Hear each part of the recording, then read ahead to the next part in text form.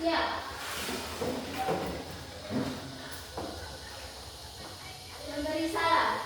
Selamat pagi, Bu. Pagi anak-anak, silakan duduk. Terima kasih, Bu.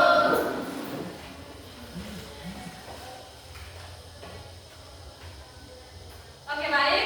Sebelum mulai dengan kegiatan belajar mengajar kita pada pagi hari ini, maka Ibu minta salah satu dari kalian untuk memimpin kita dalam doa. Kepada Safa, silakan. Saya akan membaca berdoa mulai dalam nama Bapa dan Roh Kudus. Amin. Ya Allah yang Maha Baik, kami bersyukur atas penyelenggaraan-Mu.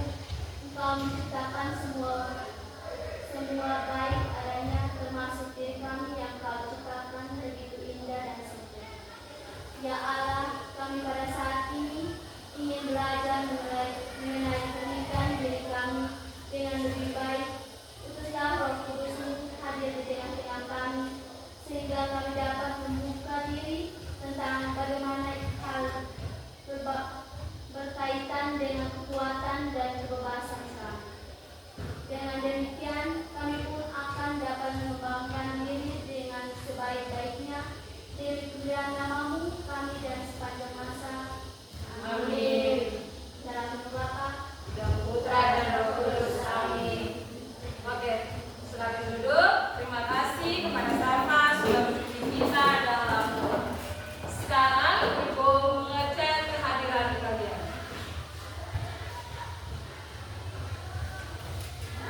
Agustina Bukehi, Albertus Riando Tae, Andrea Makuaral, Ada itu.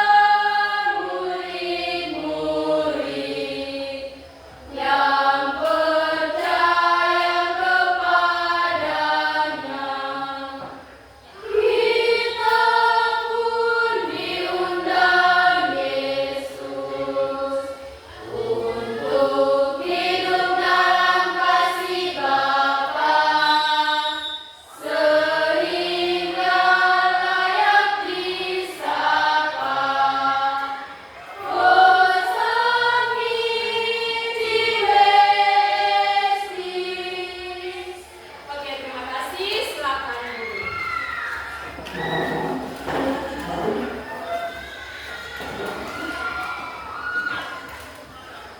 baik.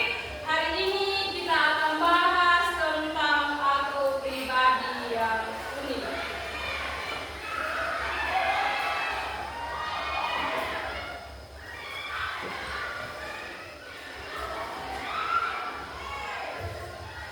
Nah, sebelum kita masuk pada materi, di sini Ibu punya beberapa pertanyaan.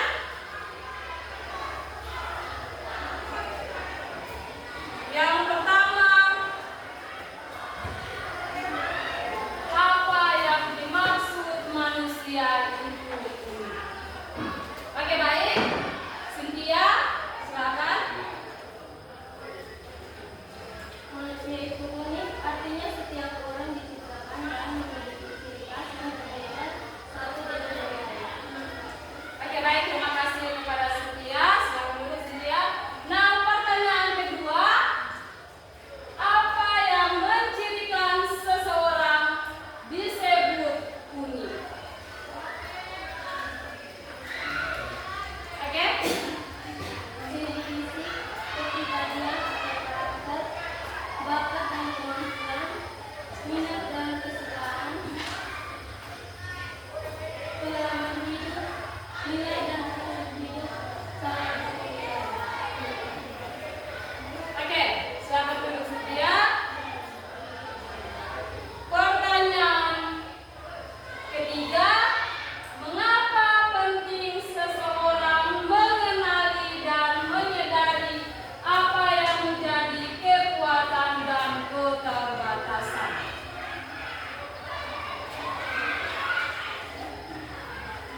Karena hal itu sangat berpengaruh pada cara dia menjalani hidup dan berpengalaman. Alasannya, satu, menumbuhkan rasa percaya diri yang sehat. Dengan tahu kelebihan diri, seseorang tidak mudah minder maupun sombong.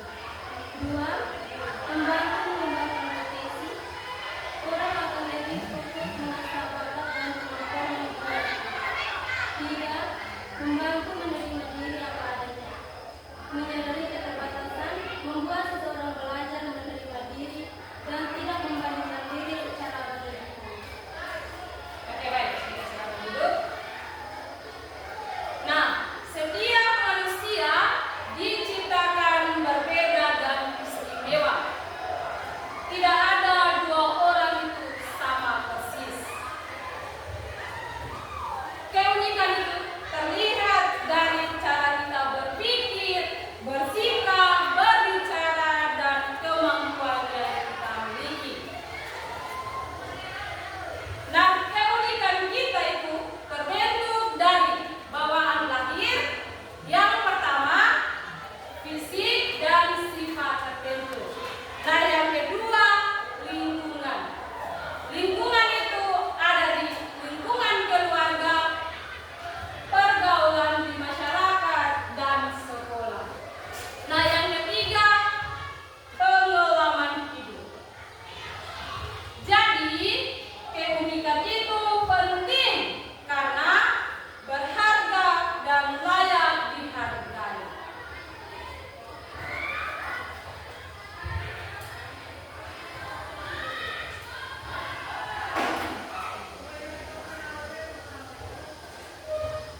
Baik, sekarang kita masuk ke materinya, aku pribadi yang unik.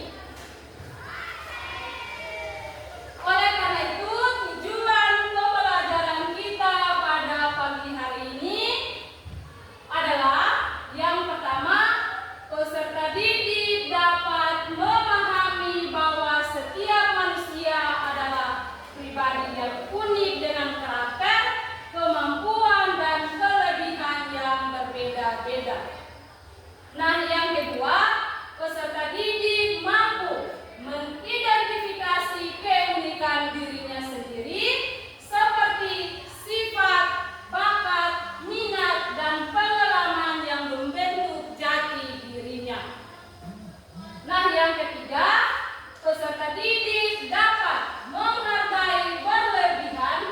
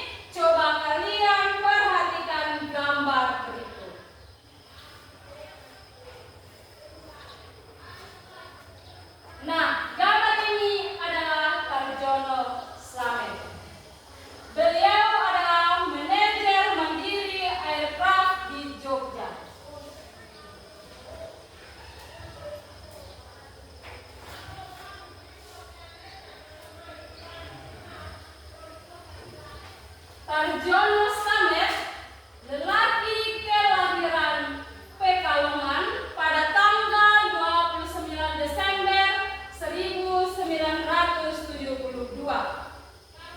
Kini ia harus kehilangan kaki kirinya yang terpaksa diamputasi pada tahun 1990.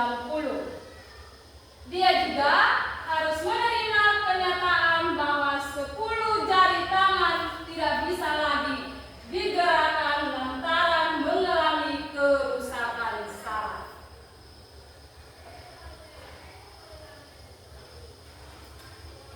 Nah, setelah kalian mengamati gambar dan membaca cerita tersebut, di sini Ibu ada beberapa pertanyaan untuk kalian.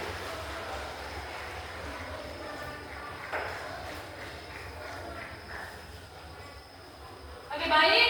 Pertanyaan pertama, bagaimana kesan kalian ketika membaca cerita tadi? Bagaimana perasaan kalian atau kesan kalian untuk gambar Tarjono Slamet? Saya Oke, baik, Raul, silakan. untuk kesan yang ditinggalkan cerita tersebut menurut saya haru dan prihatin, kagum pada keteguhan hati, menggugah empati dan kepedulian, memberi pelajaran hidup dan meninggalkan kesan mendalam. Oke, baik, terima kasih, Raul.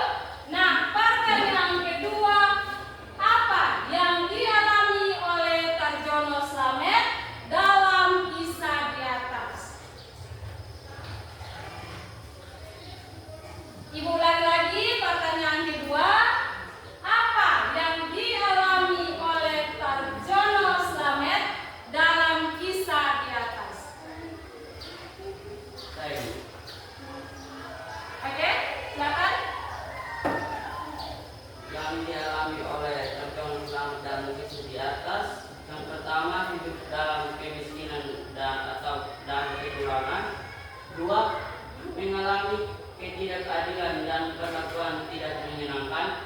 Ketiga, pergumulan batin karena tekanan hidup. Keempat, kesulitan dalam memenuhi kebutuhan hidup. Yang kelima, diuji kesabaran, iman dan keteguhan. Keenam, berjuang untuk bangkit dari keterbatasan. Oke. Nah, pertanyaan ketiga, nilai-nilai positif apa saja yang dapat kalian pelajari dari pribadi Tarjono Slamet? Oke?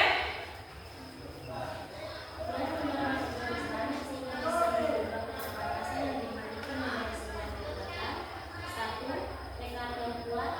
Ia tidak mau menyerah pada keadaan meskipun keterbatasan.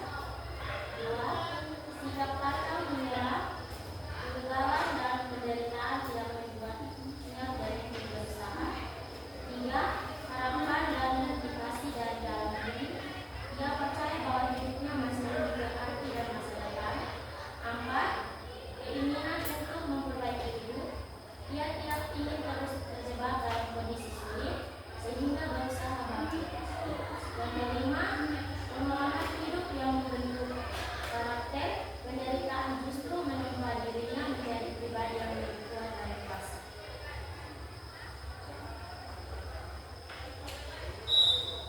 Oke, baik. Terima kasih, Via.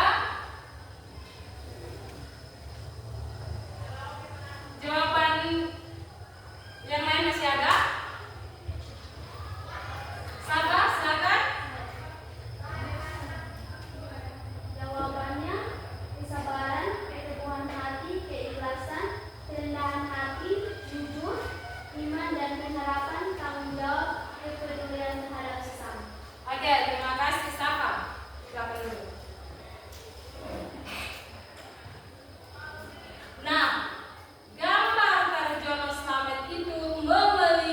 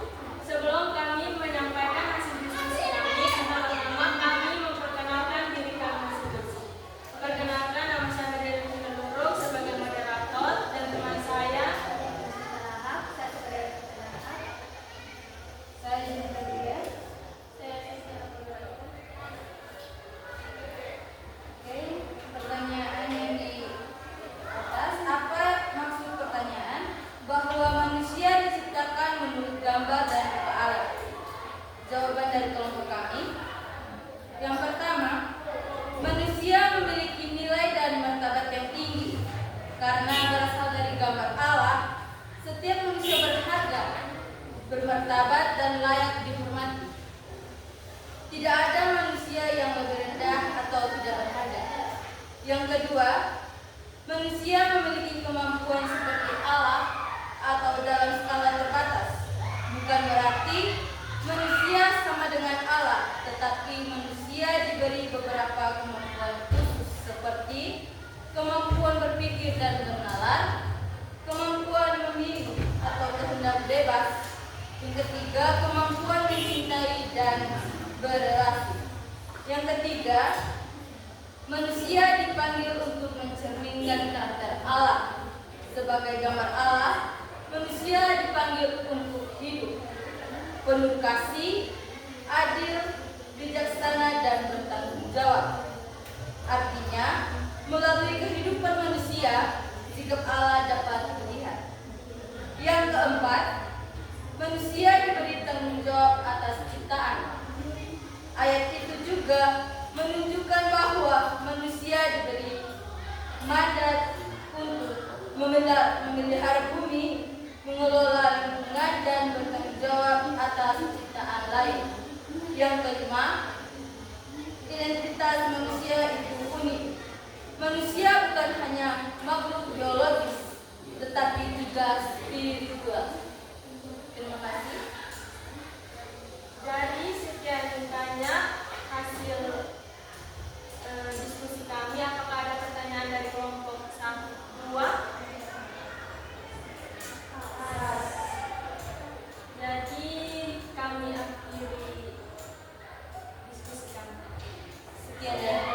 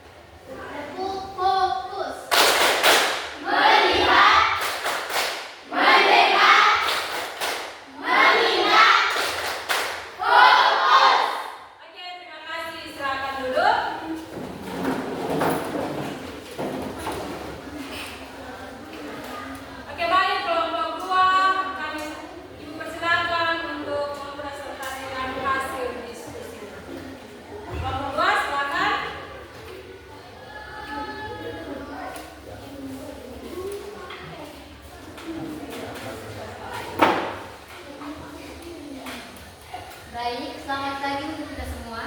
Pagi. Kami dari kelompok 2 yang mempresentasikan hasil diskusi kami. Perkenalkan, nama saya Mila Poli dan saya sebagai moderator. Dan teman saya, perkenalkan, nama saya Rizal Sendiri dan saya sebagai PPT. Perkenalkan, nama saya Maria Purwamaria. Saya tugas SKDK. Saya mempersilakan kepada materi untuk membacakan hasil. Terima kasih moderator yang telah memberikan kesempatan kepada saya. Pertanyaannya, menurutmu apa tanggung jawab manusia terhadap alam sesuai Kejadian bab 1 ayat 26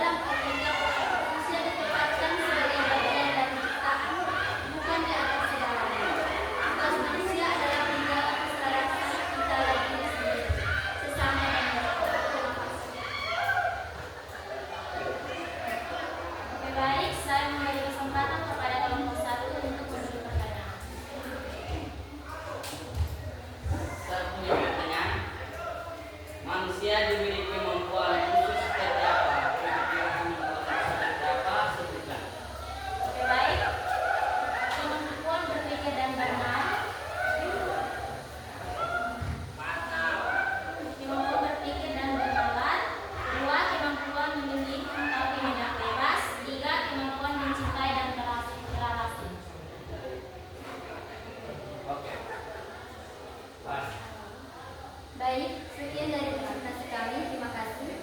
Jika ada kesalahan dalam pengumuman kami mohon maaf. Sekian dan terima kasih.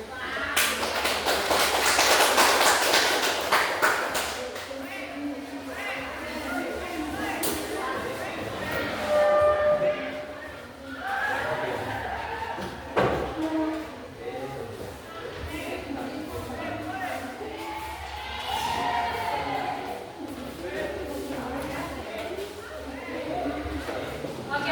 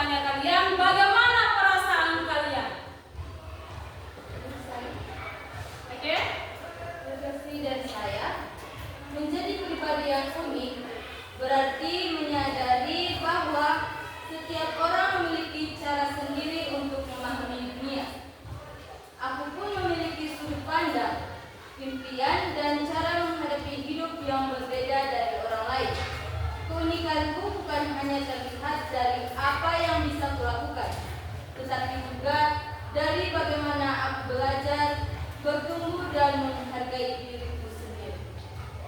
Oke, masih ada lagi? Refleksi. Oke, silakan. Refleksi dari saya, menjadi pribadi yang unik berarti menyadari bahwa setiap orang memiliki cara sendiri untuk memahami dunia.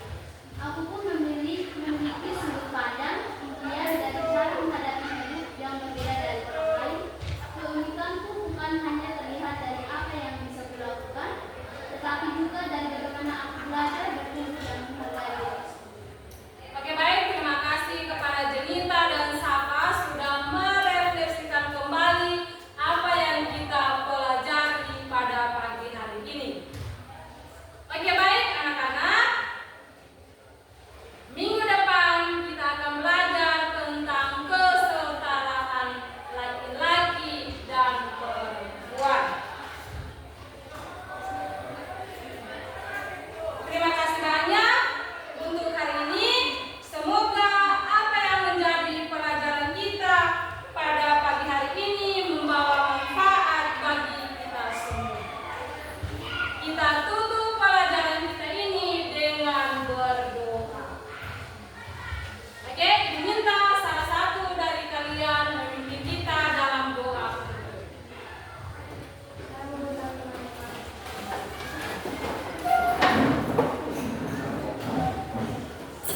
Dalam nama Bapa, Putra dan Roh Kudus, amin. Allah Bapa yang Maha Kasih, kami bersyukur atas waktu yang telah kami jalani bersama. Terima kasih karena Engkau telah mengingatkan kami bahwa setiap pribadi diciptakan unik, berharga, dan dicintai oleh-Mu. Tolong kami agar semakin mampu menerima diri kami sendiri, mengembangkan kelebihan yang Kau berikan, serta belajar dari kekurangan kami dengan rendah hati. Bimbinglah kami untuk memakai keunikan kami menjadi terang dan berkat bagi sesama. Semoga ketika kami melanjutkan kegiatan hari ini, kami membawa kasih, sukacita, dan damai dari-Mu, kemampuan kami pergi, kemanapun kami pergi. Nama-Mu kami puji, kini dan sepanjang masa. Amin. Dalam nama Bapa dan Putra dan Roh Kudus. Amin. Oke, terima kasih kepada Arifina. Silakan duduk.